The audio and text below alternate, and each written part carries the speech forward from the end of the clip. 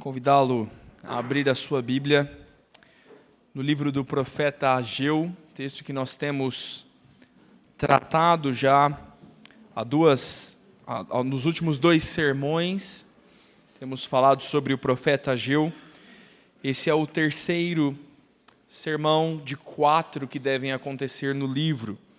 Ageu está profetizando ao povo em 4 falas diferentes, em 4 momentos, e eles são separados, esses momentos, por um intervalo de aproximadamente um mês. Então você tem 4 meses e 4 vezes Ageu falando, profetizando da parte do Senhor.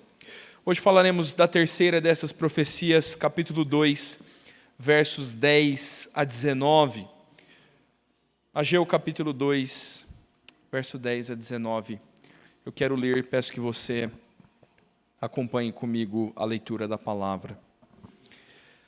Ao 24º dia do mês 9, no 2º ano de Dario, veio a palavra do Senhor por intermédio do profeta Ageu, dizendo: Assim diz o Senhor dos Exércitos, pergunta agora aos sacerdotes a respeito da lei. Se alguém leva a carne santa na orla da sua veste, e ela vier a tocar no pão, ou no cozinhado, ou no vinho, ou no azeite, ou em qualquer outro mantimento, ficará isso santificado? Responderam os sacerdotes: não.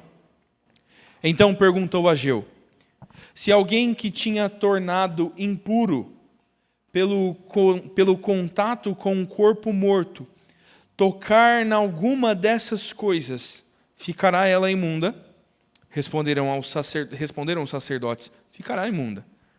Então prosseguiu Ageu: assim é este povo, e assim é esta nação perante mim, diz o Senhor. Assim é toda a obra de suas mãos, e o que ali oferecem, tudo é imundo. Agora, pois, considerai tudo o que está acontecendo desde aquele dia, antes de pordes pedra sobre pedra no templo do Senhor. Antes daquele tempo, se alguém vinha a um monte de 20 medidas e havia somente 10, vinha ao lagar para tirar 50 e havia somente 20. Eu os feri com queimadura, e com ferrugem, e com saraiva, em toda a obra das vossas mãos, e não houve entre vós quem voltasse para mim, diz o Senhor. Considerai, eu vos rogo, desde este dia em diante, desde o 24º dia do mês 9, desde o dia em que se fundou o templo do Senhor, considerai nestas coisas. Já não há semente no celeiro.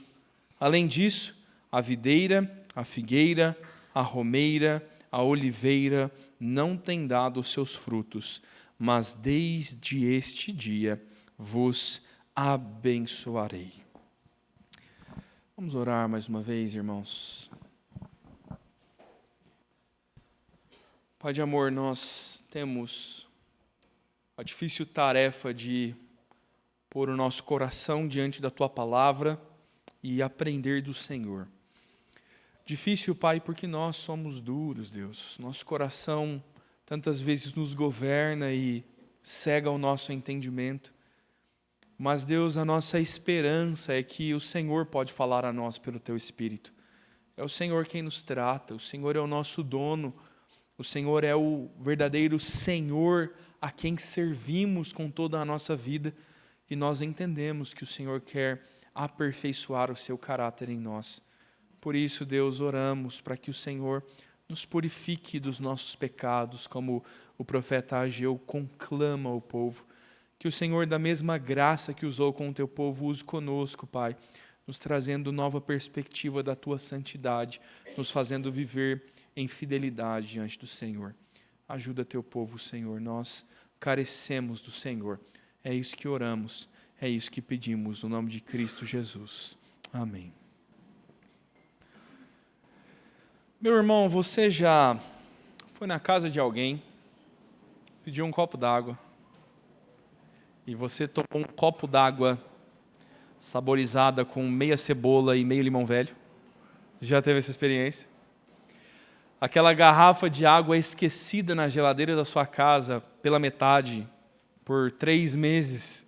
Evandro foi e voltou da Alemanha e tomou um gole dessa água. Sabe a sensação ruim de que a água não está como deveria ser? Água boa é pura e limpa, meu irmão. Diz minha mãe que eu tinha uma canequinha azul e que já até tomei água de providência duvidosa com aquela canequinha. A única fonte de água que eu tinha estatura para alcançar era o vaso sanitário. Que maravilha. Infância. Vou parar de contar as minhas histórias, daqui a pouco vou começar a contar dos meus filhos, né? Contar que ele me deu um copo dessa água. Se, meu irmão, nós chegássemos à beira do rio Tietê, decidíssemos derramar ali um pouco de água pura, quanta água nós poderíamos derramar no Tietê para purificar e então você tomar um copo dela? Um caminhão de água? 2 caminhões de água? Meu irmão, todos os caminhões de água disponíveis em São Paulo, se nós jogássemos eles no Tietê para aquela água lavar o rio, você nadaria lá de novo? Meu irmão, você é muito exigente, difícil agradar você. Um copo d'água é só o que eu estou te oferecendo. E se pingasse uma gotinha de água do rio Tietê numa caixa d'água inteira? Pense, meu irmão, grande, 500 litros. Você tomaria um copo daquela água? Uma gotinha, meu irmão. Uma gotinha do rio Tietê, gotejada ali naquele grande reservatório de água da sua casa. Você teria coragem de tomar um gole de água da torneira? Perceba como a impureza se espalha. E é este o grande ensino desse texto. É difícil purificar algo derramando água pura sobre, mas uma pequena gota de água suja basta para estragar ou contaminar toda uma grande quantidade de água. Veja como isso é engraçado, é curioso, e o Senhor vai nos expor um paralelo muito parecido no texto para nos falar sobre a purificação cerimonial e, mais do que isso, sobre a pureza do coração e das mãos e como o povo de Deus vinha fazendo a obra do Senhor, sujando tudo que tocava, porque as suas mãos estavam sujas. Quero tratar contigo nessa noite, meu irmão, sobre a pureza para servir a Deus. Nós vamos pensar no tema purificando as mãos para servir ao Senhor. Purificando as mãos para servir ao Senhor. Faremos isso em 2 temas diferentes, ou em duas divisões diferentes, do verso 10 ao verso 15.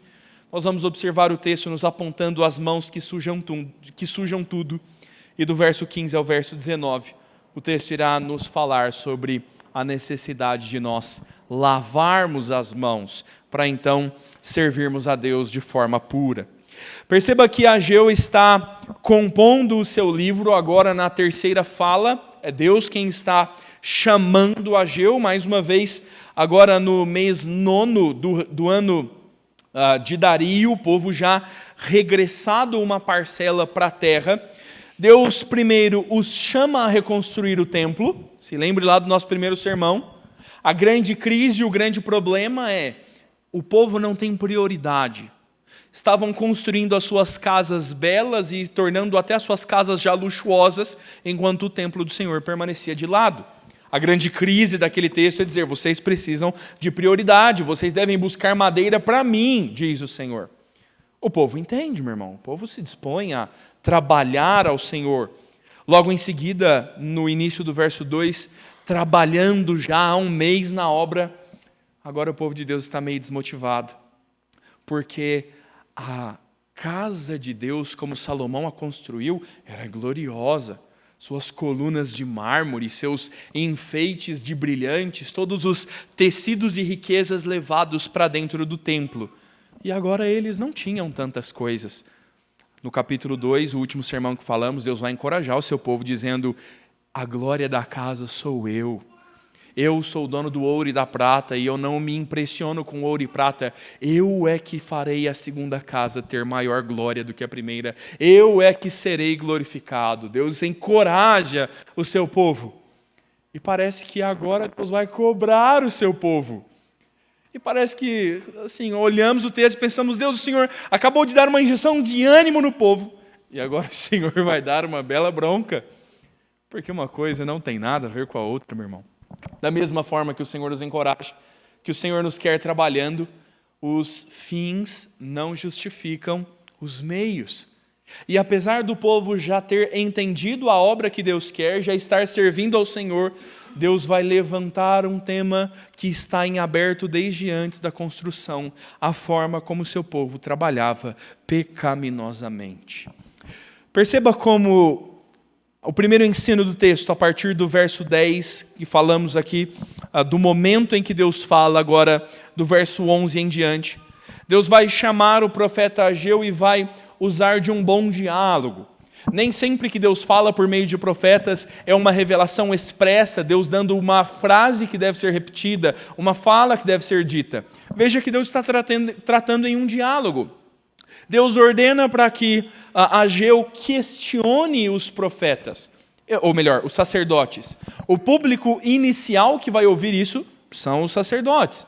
E isso é próprio dos sacerdotes, meu irmão. Levítico capítulo 10, os versos 10 e 11, nos falam que os sacerdotes é que deveriam fazer diferença entre o que é santo e profano, o que é puro e o que é impuro, para que os filhos de Israel fossem ensinados pelos sacerdotes. Perceba que Deus está fazendo algo natural. Está chamando os homens responsáveis pelo ensino e pela pureza para perguntar o que é de fato puro. E a comparação do Senhor é dizer, pergunte a eles, se alguém leva carne santa na orla de suas vestes, e os restos dessa carne, ou a veste suja daquela carne, toca outras coisas, outros itens da mesa, aqueles itens são santificados. Perceba que nós estamos dando um passo adentro da lei cerimonial. Haviam ofertas feitas pelo pecado, e as ofertas pelo pecado deveriam ser cozidas à carne. Deus explica claramente como deveria suceder. E há um momento em que a própria veste era usada para acomodar a carne e transportá-la. E Deus diz na sua própria palavra, Levítico 6, 27, tudo o que a carne da oferta tocar será santo. Tudo que aquela carne encostar, qualquer um dos itens os quais o Senhor relaciona, o pão, o vinho, o azeite, qualquer um desses mantimentos que fosse tocado por esta carne, enquanto a carne era transportada, se encostasse em outro dos mantimentos da lei cerimonial, ele seria também considerado santo, puro, dedicado ao Senhor. Mas veja aqui, há uma pequena pegadinha aqui. O Senhor está falando que a carne foi levada na veste, e agora a orla da veste suja, se ela fosse tocada em algum lugar, ela santificaria aquele objeto. E aí os sacerdotes dizem não. A pureza não é assim, meu irmão. A pureza não é contagiosa desta forma. Um copo de água pura não vai purificar um rio imundo. Mas veja que agora Deus vai lhes dar o contraponto, dizendo, se alguém que toca um corpo, toca um cadáver, alguém morto, um animal morto, isto é considerado impuro pela lei do Senhor. A lei de Deus está refletindo as características do pecado que traz a morte. A morte é símbolo do pecado. Portanto, aquele que está lidando com a morte, tocando num cadáver, deve se purificar antes de servir o Senhor, que é vida. Deus está ensinando o seu povo sobre morte e vida através da lei cerimonial. E então Deus pergunta, se alguém que toca em alguma dessas coisas e agora toca algo que é puro ou algo que esteja à sua frente, essa coisa se torna impura. E aí os sacerdotes dizem, sim, isso se torna impuro. A impureza, sim, é transmissível, meu irmão. Está você no Covid aqui, né? Apertando o elevador com o cotovelo, cumprimentando as pessoas com os pés. Sabe aquela crise de você entra no carro depois do mercado e você pega o álcool e passa nas mãos. E você fala, tá, mas eu coloquei a mão na maçaneta, e eu coloquei a mão no volante, e eu coloquei a mão no vidro de álcool. E aí você pega o álcool e passa em todas essas coisas, e sem perceber você empurra o óculos como eu. Seu telefone toca. E quando a semente percebe, todas as coisas já estão contaminadas. Perceba que a ilustração do Senhor, para que o povo entenda a crise do pecado, é essa. O pecado contamina, polui tudo quanto toca. E Deus está agora ensinando o seu povo sobre o sistema sacrificial, sobre a forma como essas coisas vão acontecer. E no verso 14, Ageu vai dizer: assim é este povo, assim é esta nação diante de mim, diz o Senhor. Assim é toda a obra das suas mãos que eles oferecem, tudo é impuro. Deus está dizendo que o povo tem sujas as mãos pelo pecado. E tudo quanto o seu povo toca é impuro. É curioso pensar até que em momentos assim Deus não está tratando o povo como o seu povo particular, como os seus filhos, como os seus herdeiros. Deus está se referindo com um pronome de tratamento um pouco mais distante. É o que este povo faz. São o que esses infiéis andam fazendo. Toda a obra de suas mãos e tudo que oferecem é impuro. A preocupação de Deus não é que o templo seja construído, não é tão somente que sacrifícios sejam oferecidos quando a construção estiver pronta. Os fins não justificam os meios e o povo de Deus faz o que faz e enquanto trabalha vive uma vida de impiedade perante o Senhor. A grande crise é essa, meu irmão. O sistema sacrificial, as leis do Antigo Testamento para pureza e impureza, as contaminações e purificações estão tão somente mostrando diante de Deus a crise do pecado e como o pecado é contagioso no nosso meio. Eles pensavam que as ofertas e sacrifícios que fossem oferecidos no templo, que uma vez o templo pronto, eles poderiam agradar ao Senhor e se desculpar da sua negligência oferecendo carne santificada a Deus. E Deus está dizendo: a minha preocupação não é tão somente com o fim das coisas, não é somente com o sacrifício que vocês hão de oferecer, mas é com a pureza das mãos que tocam cada uma dessas coisas. As suas mãos são o que você faz, são os seus instrumentos de ação. A Bíblia muitas vezes vai tratar as mãos como tudo aquilo que nós fazemos. E Deus está dizendo: o problema não é só a construção, toda a obra das suas mãos, todo o trabalho com que meu povo se dispõe a fazer, eles têm as mãos sujas e eles acabam, consequentemente, sujando tudo. Quando João Calvino comenta esse texto, ele diz: o povo pensava que poderia comprar Deus, mas enquanto estivessem poluídos, eles poderiam gastar todo o dinheiro em sacrifício. Eles poderiam se cansar de adorar a Deus e o seu trabalho não só seria em vão, mas tudo que eles oferecessem seria poluído e seria abominação diante de Deus. Deus não está preocupado com ofertas e sacrifícios. Deus está preocupado com corações. Perceba que o Senhor está tratando, pelo uso da lei, o coração do seu povo. Nós precisamos entender porque não fazemos mais sacrifícios. Por mais cruento que seja o Antigo Testamento, o mais próximo que chegamos disso é fazer um churrasco na casa do Edmilson. É o mais próximo, meu irmão, de assar uma carne e comê-la e sujar as mãos. Nós não temos mais o sistema sacrificial como tínhamos antes. Cristo é que vai ser oferecido para completar essas coisas que eram apenas figuras no Antigo Testamento. Nós precisamos olhar e entender um uso espiritual que deve ser feito das leis cerimoniais, das leis que ordenavam o culto no Antigo Testamento. Há um ensino espiritual por trás deste. Deus está zelando pela pureza do seu povo e não pelo legalismo de cumprir as leis e normas. As leis trazem em si o espírito da lei, o ensino por trás destes, e é a revelação do caráter santo de Deus. Deus estava exortando seu povo a construir o templo. Agora Deus está exortando o povo a construir o templo por razões puras, por meios santificados. Deus não quer resultados, meu irmão. Deus quer corações que se voltem em santidade diante dele. Portanto, João Calvino mais uma vez diz que não tem dúvidas de que o objetivo do profeta Ageu é elevar a mente das pessoas a uma adoração a Deus. É conduzir o coração do povo a considerar o Senhor e entender que a obra de Deus não pode ser feita relaxadamente. E entender que Deus não aceita sacrifícios vãos, sacrifícios relaxados, mas o Senhor quer o nosso coração com integridade. Deus está zeloso pelas nossas motivações. Isso significa que nenhuma obra que possa ser aplaudida no mundo, nenhuma obra que possa ser bem vista por todos nós, que possa ser considerada como boa, nada disso é avaliado no tribunal de Deus como algo que é bom, a menos que proceda de um coração puro.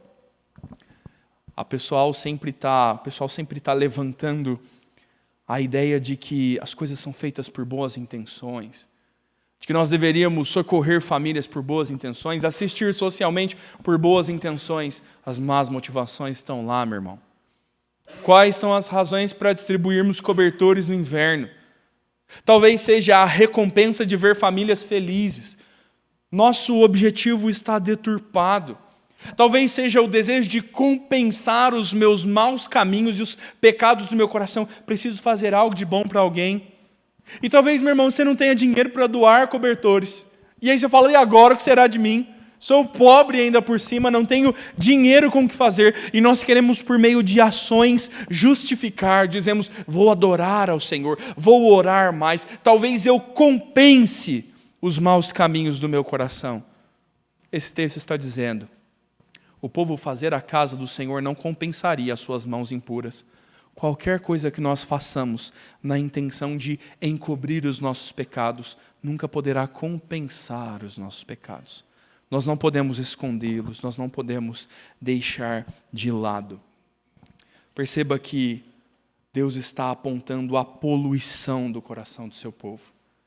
Ele está dizendo que o profeta condena a insensibilidade do povo, a forma como eles haviam negligenciado e simplesmente se apartado dos cuidados que eram tão necessários. Nós devemos pensar nisso, meu irmão. Quanto estamos sujando tudo que tocamos, porque as nossas motivações são as piores possíveis. Por que é que você deseja servir ao Senhor na igreja? Tocar no conjunto, preparar um caldo à noite com Asaf, nenhuma dessas coisas irá lidar com os teus pecados, meu irmão. Não pense você que antes de confissão e arrependimento, qualquer outra coisa poderá agradar o Senhor. O que agrada ao Senhor é um coração contrito, ainda que você doasse toda a sua vida, todos os seus bens, como diz Coríntios, o seu próprio corpo para ser entregue e queimado. O Senhor quer a santidade do seu povo. Isso é mais ou menos como se nós estivéssemos todos sujos tentando limpar algo, tentando usar um pano bem branquinho para talvez purificar a graxa, e nós esfregamos o pano na graxa dizendo, não, mas o pano vai limpar a graxa é que vai sujar o pano, meu irmão. O Senhor está nos mostrando quanto nós precisamos lidar com a poluição do nosso coração, e nós não podemos passar por sobre ela. Quero aplicar um pouco mais à frente, entrando já no segundo ponto. Quando nós ajuntamos o texto, ele se faz melhor no nosso entendimento. Veja como nós precisamos entender não só que as nossas mãos estão sujas, que as motivações do coração são corruptas e nada que nós nos dispormos a fazer antes de lidar com o nosso coração terá sucesso. Mas o texto diz do verso 15 ao verso 19 que nós devemos de fato lavar as nossas mãos. O Senhor vai agora apontar ao povo consequências do seu pecado, resultados do pecado do povo, e Deus vai dizer para eles como eles devem lidar com estas coisas. Perceba a partir do verso de número 15, o Senhor dizendo, agora, pois, considerai tudo o que está acontecendo desde aquele dia, antes de pordes pedra sobre pedra no templo do Senhor. Olhe como Deus está agora voltando um pouco no tempo. Deus está os chamando a considerar, a perceber o que vinha acontecendo desde antes de iniciarem a construção, desde antes de obedecerem à voz do Senhor. Os pecados são herdados de um longo tempo, mas práticas trazidas, carregadas ao longo do tempo e nunca deixadas. Deus está os chamando a olhar para este princípio. A consideração aqui que o texto usa, meu irmão, é uma palavra bem profunda para nós no texto hebraico. É a mesma palavra que se refere ao nosso coração. É a mesma palavra que se refere à nossa mente. Esta é uma consideração não só de mero conhecimento, não só de se dar conta de um fato ou de um detalhe, mas de uma reflexão. Reflitam, considerem no íntimo de vocês como as coisas têm acontecido desde que vocês, ou desde antes de vocês começarem a construir o templo. Deus está refrescando a memória do seu povo. Veja, meu irmão. Antes daquele tempo, alguém vinha com um monte de trigo espalhado e esperava encontrar 20 medidas e havia somente 10 medidas. Alguém vinha ao lagar para tirar 50 medidas e havia somente 20. Olha como Deus está narrando a infertilidade que o povo vivia. Pense que no decorrer do ano havia trigo amontoado no celeiro, tipo a despensa da sua casa ao longo do mês. Você que é assalariado, que pinga o VR e aí você vai fazer a compra. Os irmãos que trabalham por conta talvez façam isso ao longo do mês, né? Semana após semana. Pense na sua despensa esvaziando. E chega um determinado momento e deveria ter uma quantidade de arroz e você julga, não, nós não comemos tanta carne ainda. A despensa ainda está um pouquinho cheia. E aí de repente a tua esposa fala, bem, precisamos dar um pulinho no açaí.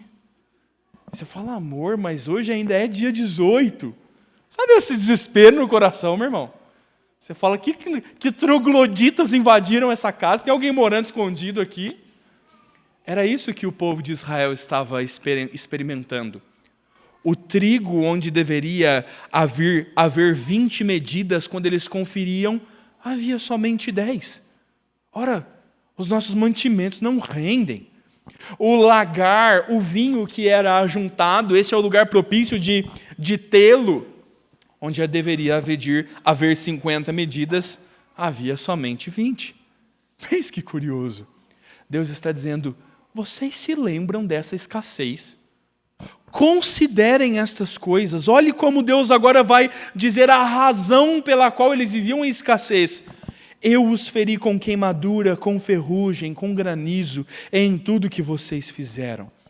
O vento abrasador é a ideia própria da região palestina, quando um vento sobe do deserto e nada produz na terra. Deus está dizendo, eu mandava vento para que a terra não produzisse.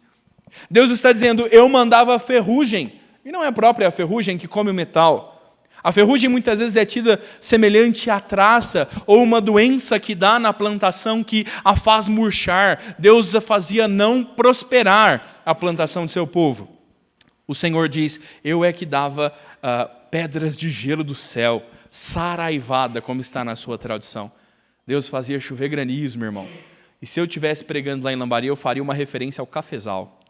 Mas eu não sei se é muito da nossa cultura. Mas todos nós sentimos quando o café que você paga 15 chega a custar 25 e alguém vai te explicar que a safra não foi boa porque choveu granizo e derrubou tudo. Veja como Deus está dizendo. Eu é que fiz essas coisas. Eu estava endurecendo a vida de vocês porque vocês estavam com as mãos sujas. Deus estava apertando o cerco sobre o seu povo. E perceba a grande condenação de Deus afinal. Não houve entre vocês quem voltasse para mim, diz o Senhor. Deus estava trazendo circunstâncias difíceis sobre o povo, porque eu e você sabemos que em tempos difíceis nós buscamos a Deus. E Deus estava endurecendo a vida do seu povo para, quem sabe, tocando em algo tão essencial quanto o que lhe havia de comer, o povo se sensibilizasse, percebesse que há algo de errado e se voltasse para o Senhor. Ainda que voltar não exista no texto hebraico, Deus está dizendo, não houve quem se pôs perante mim. Não houve, meu irmão, quem orasse como você lá no dia 18, precisando comprar carne, falando: Senhor, providencie uma promoção para nós, Senhor, no mercado. Não houve quem buscasse socorro em Deus. A grande questão do Senhor, meu irmão, não é punir você e esvaziar a sua despensa. Deus não estava preocupado em tirar o pão e o vinho do seu povo. Deus estava preocupado em ter o seu povo voltado para Ele, em purificar e santificar o seu povo. A grande crise do texto está nos mostrando o fato da negligência do seu povo, de como de forma alguma eles poderiam, e eles tinham a sensibilidade de se voltar para entender porque as coisas estavam indo mal, para trazer o seu coração disposto diante do Senhor. Mas, meu irmão, a despeito dessa dureza, apesar das mãos sujas que vinham agora trazendo duras consequências até sobre a terra e o plantio por causa do próprio pecado, o Senhor diz no verso de número 19: ainda há sementes no celeiro, ainda a videira, a figueira, a romã, a oliveira, elas não têm dado seu fruto. Veja que Deus mais uma vez vai chamar o seu povo a considerar. Ele vai citar a data, o 24º dia do 9º mês, o dia em que foram lançados os alicerces do templo do Senhor, enquanto a construção está acontecendo. Mais uma vez, Deus chama o seu povo a considerar. Pensem, reflitam. Vocês não semearam ainda. A semente da próxima safra está no celeiro. Vocês ainda não viram a videira dar seus frutos. Vocês não viram ainda a figueira dar suculentos figos. Para fazer uma conserva, o mineiro já pensa, né? Vocês ainda não viram a romã e a oliveira produzirem para que o bom azeite seja tirado das suas azeitonas. A safra próxima ainda não chegou. Tudo que vocês têm é a má consequência do pecado de vocês, e agora o povo de Israel tem a escassez nos seus armários. Deus está agora dizendo, afinal, de hoje em diante, abençoarei vocês. Deus está contrapondo o que acabou de ensinar, ou dando um novo ensino. Deus está dizendo: vocês, pelo pecado das suas mãos, esvaziaram o sustento de Israel. E eu permiti que isso acontecesse para que vocês se voltassem para mim, e vocês não se voltaram, o coração de vocês duro e impenitente. Tanto que Deus levanta um profeta chamado Ageu para chamar a atenção de um povo que não percebe. Deus está dizendo: a despeito disso, apesar disso, eu vou abençoar vocês. E ainda que a nova safra nem tenha sido semeada no campo, as sementes estão guardadas. Ainda que a videira, a figueira, a romã e as azeitonas ainda não estejam no tempo de florir e de dar frutos, eu vou fazer produtiva uma nova safra. Deus está mostrando ao povo que o que importa não é trabalhar e se esforçar, o que importa é voltar-se para Ele. Deus não está preocupado com a produção do campo e quanto trigo há no celeiro. Deus está preocupado se nós nos voltamos para Ele. Deus está zelando pela purificação das mãos do seu povo. Deus não quer que o seu trabalho e tudo quanto tocam seja impuro. Deus quer que seu povo se volte para si, com fidelidade, com sabedoria, se ponham diante de Deus, e é Deus quem há de abençoar todas as coisas. Deixe-me falar, meu irmão, mais próximo a você agora sobre a razão da escassez. Sobre por que tantas vezes nós enfrentamos duros problemas. Segura no banco aí, meu irmão. Teologia da prosperidade, vamos lá. Deus me livre. Nós não estamos falando que se você não der o dízimo, Deus trará o devorador. Que se você não cantar no coral na próxima sexta-feira, vai acontecer uma doença na sua casa. Israel fala amém.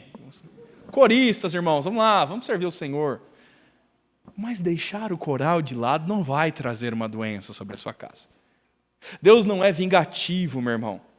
Entenda que as ações de Deus em restringir o seu povo dessa forma, Deus não é um Deus iracundo.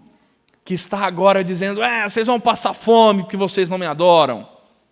Deus está graciosamente chamando o seu povo de volta para si, dizendo, vocês estão amando a fartura e só estão encontrando escassez. Se vocês me amarem, eu satisfarei vocês. Eu darei o que vocês precisam. É um ensino muito próximo e muito semelhante ao que nós vimos no capítulo 1. Quando Deus está dizendo que pela falta de prioridade do povo, era como se eles guardassem dinheiro no bolso furado. Era como se eles trabalhassem e nunca vissem um fruto. Deus agora está explicando por que isso acontecia. Porque eles estavam em pecado. E Deus não quer abençoar obras pecaminosas do seu povo. Deus prefere permitir que o seu povo passe por privações para que seu povo se volte para Ele. Os desígnios do Senhor nas nossas vidas, meu irmão, têm razões bem objetivas e definidas. Deus quer te levar de volta para Ele.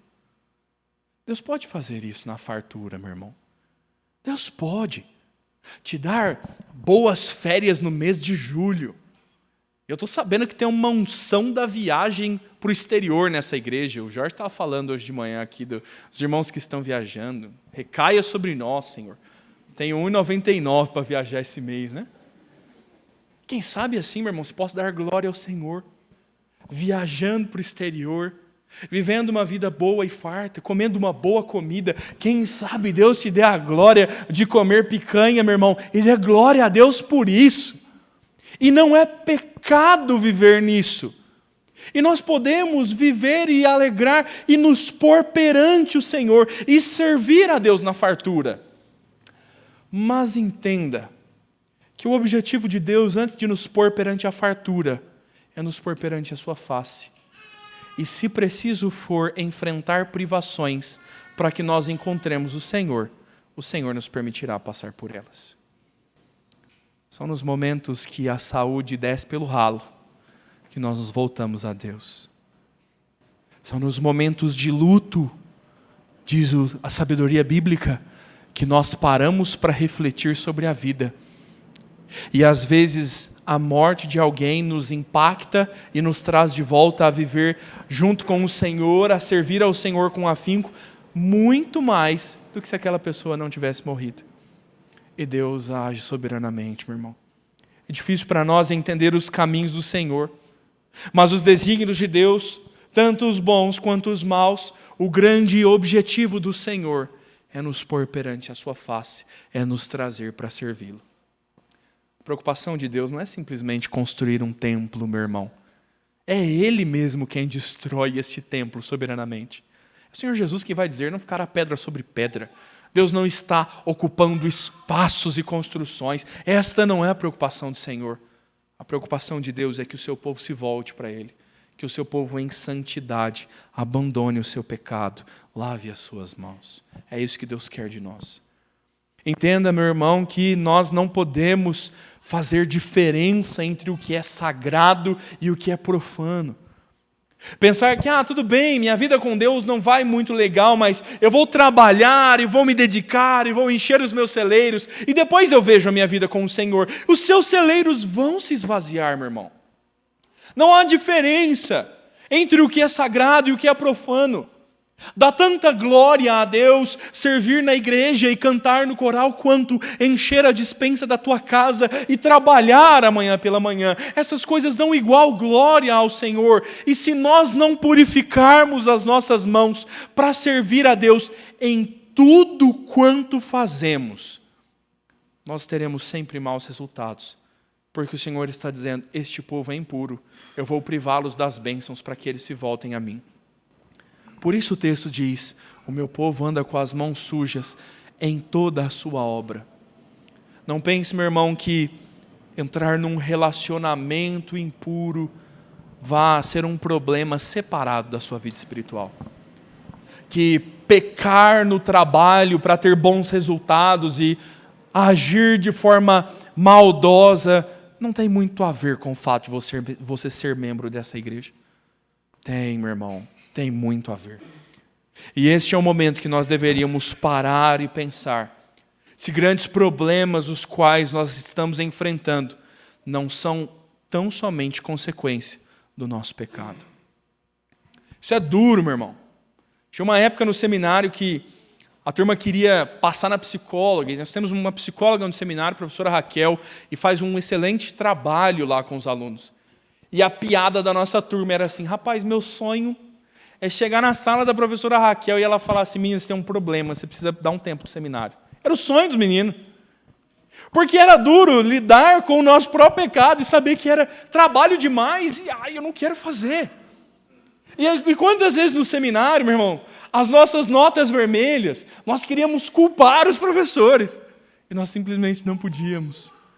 Porque nós é que não estudamos tanto quanto deveríamos.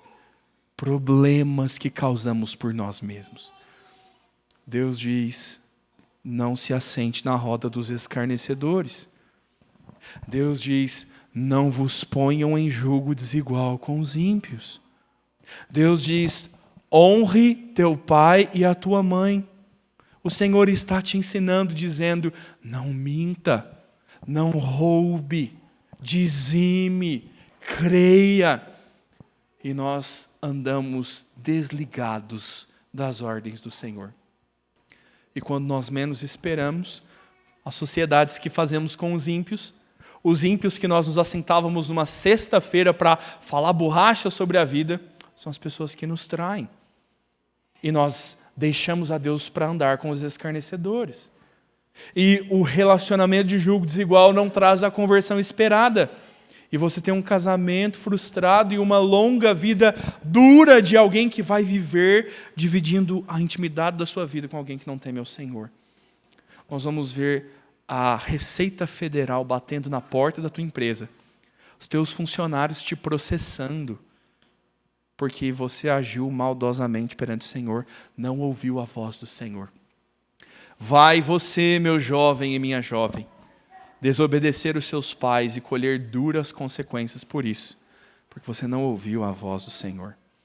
Deus tantas vezes permite as consequências do nosso pecado para que nós nos voltemos para Deus. Conversando essa semana na nossa família, especificamente com os meus pais, pensando em gravidez. Tudo é gravidez agora, hein, meu irmão? Todo sermão tem uma referência. Os meus pais engravidaram com 3 meses de namoro. E uma graça aconteceu, meu irmão. Minha mãe se converteu grávida. E minha mãe me narrava que, apesar da graça do Senhor na conversão, quanto sofrimento e luta veio do pecado. Duras consequências. Mau desígnio do nosso coração. O que você precisa fazer, meu irmão? Não se endurecer. O povo de Israel está embrutecido. Deus está trazendo duras consequências do pecado. E o povo de Israel está com o coração fechado para Deus. Não quer ouvir o Senhor. E então Deus vai mais uma vez procurá-los. Deus vai chamá-los e expor. O que é que você deve fazer quando você está enfrentando duras consequências do seu próprio pecado? Volte-se para Deus. Volte-se para Deus. Este é um grande chamado ao arrependimento, meu irmão. Essas são as entrelinhas do Antigo Testamento que sussurram aos nossos ouvidos: graça de Deus, favor que você não merece, e pelos nossos pecados nós deveríamos ser consumidos. E se nós sofrêssemos as mais terríveis consequências, nenhum de nós poderia chamar Deus de injusto. Mas o Senhor nos diz: apesar do pecado de vocês, a próxima safra eu é que vou fazer crescer. Eu é que vou fazer a semente que vocês ainda vão lançar no campo produzir. Eu é que vou dar figos grandes e suculentos, azeitonas para o vinho mais puro, ou o azeite mais puro. É Deus quem vai prosperar o caminho dos crentes. Veja, meu irmão, que curiosa perspectiva esse texto nos dá. Os crentes olhavam para o que passou, eles tinham certeza que haveria mantimento, e não tinha, porque eles se apartaram de Deus. Deus está os chamando a olhar para o outro lado. Para a certeza que eles não têm, eles não sabem como será a próxima safra. E Deus está dizendo: mas se vocês tiverem a mim, vocês terão a safra.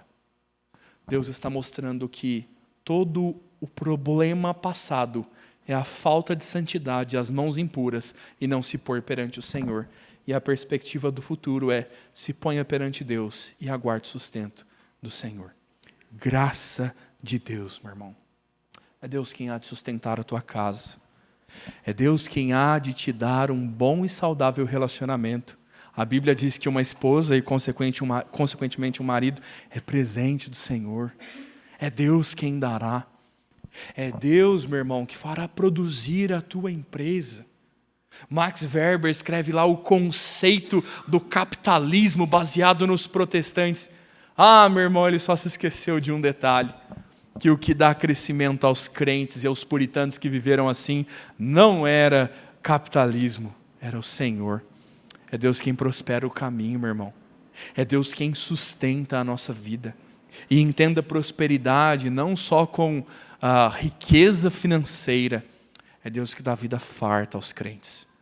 Andamos ansiosos, andamos depressivos e cabisbaixos por causa dos nossos próprios pecados. O Senhor nos chama a encontrá-lo, a nos pôr diante dele e a sonhar com fartura adiante, porque temos o Senhor. E o que mais nós podemos precisar além de Deus? Se o Senhor nos deu graciosamente o seu Filho, não nos dará com ele também todas as coisas?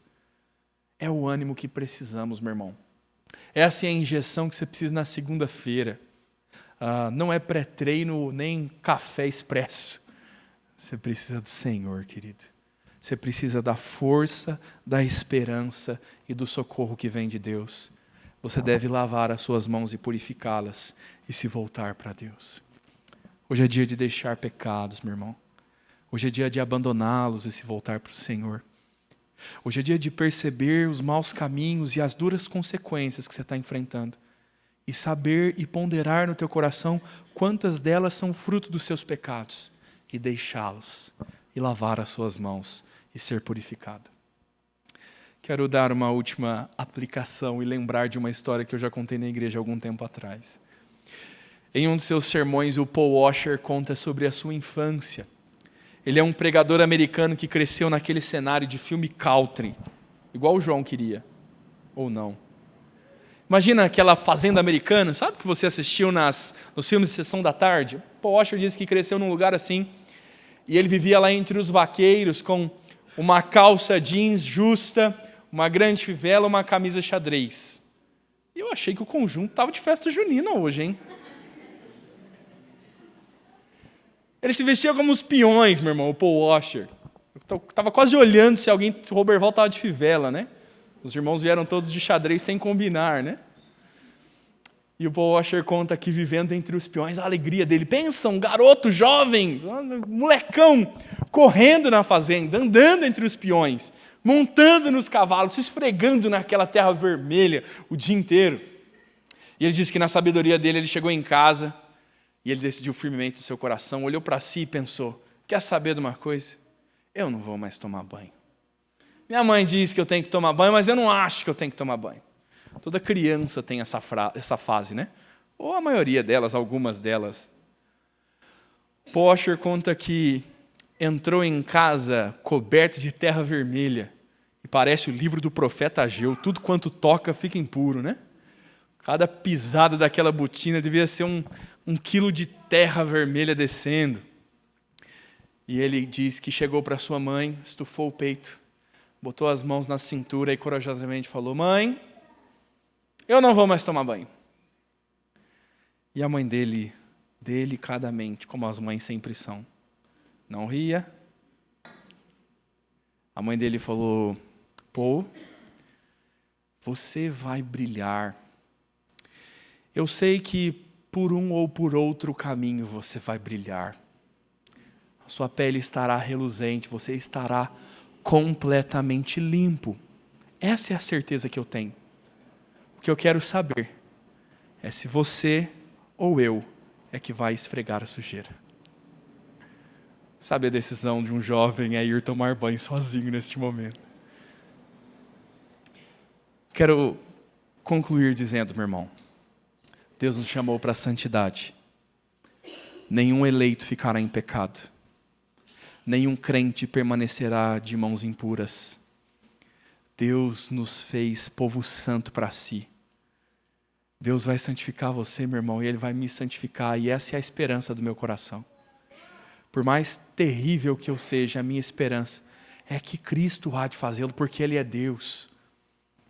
E o Senhor está te convidando nesta noite para se esfregar, porque Ele há de esfregá-lo. Nós estamos vendo o povo no livro de Ageu sendo esfregados por Deus, nas duras consequências do seu pecado. E ainda assim, na graça de Deus, um povo sendo resgatado e recebendo a pureza de Deus. O Senhor ama seu povo e o Senhor há de limpá-lo. Chamado para você nessa noite, meu irmão, é para que você decida abandonar os velhos pecados, lavar as suas mãos, parar de contaminar as coisas e se contaminar com elas, se voltar para o Senhor e encontrar pureza. Lembre-se do texto que nós lemos. Este é Cristo. É aquele que traz a pá na sua mão. Este é Cristo. É aquele que limpa a eira do nosso coração, que arranca as velhas raízes de amargura. Aquele que, perante os pecados que nós consideramos velhos pecados, este é o Cristo que existe desde a fundação do mundo, e não há pecado tão velho que Ele não possa vencer. O Senhor Jesus é quem purificará o nosso coração. Este é um convite, meu irmão, para se pôr perante Cristo e viver o texto que nós cantamos. Se neste sangue lavado, mais alvo do que a neve seremos. Ainda que os nossos pecados sejam vermelhos como a escarlate, eles se tornarão brancos como a lã, mais alvos do que a neve. Por causa do sangue de Cristo Jesus, nós somos purificados. Que Deus nos dê a graça de viver esta bênção e este privilégio da santificação. Quero convidar você a orar, meu irmão. E eu queria fazer desta não somente uma oração de